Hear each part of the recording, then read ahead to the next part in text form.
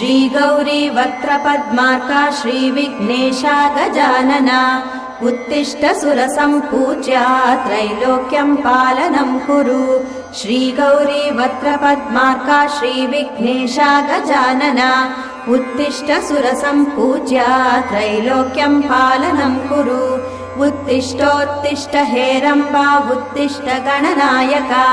उत्तिष्ठ करुणापूर्णा भक्तानां भाग्यदायका